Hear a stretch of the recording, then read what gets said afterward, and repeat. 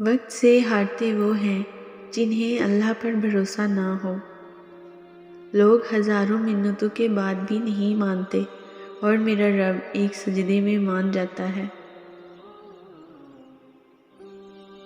رب سے مانگنے کی عادت بنا لو، کسی چیز کی کمی نہیں رہے گی۔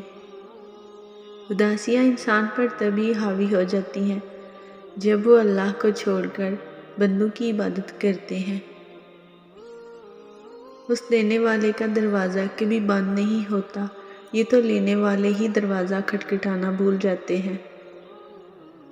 اس کائنات میں صرف اللہ کی رحمت کی ایسی دکان ہے جہاں خریداری کے لیے اگر جیب میں کوئی نیکی نہیں تو آپ ہاتھوں پہ چند آنسو رکھ کر جو چاہے لے لیں۔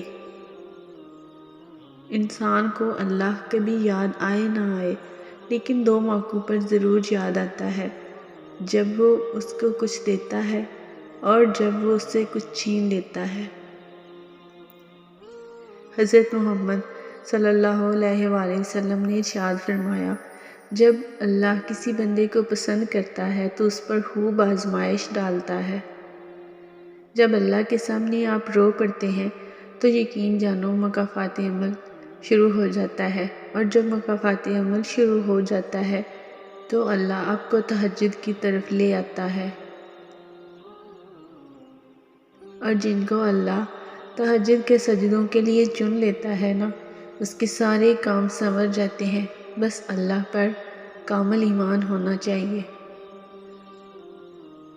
کامل ایمان اس کو کہتے ہیں جب تمہارے خیالات تمہارے دل کے برعکس ہوں، یعنی تم سخت سے سخت آزمائش میں ہو اور تمہیں اس بات کا کامل یقین ہو اللہ تمہیں اس مشکل سے بھی نکال دے گا،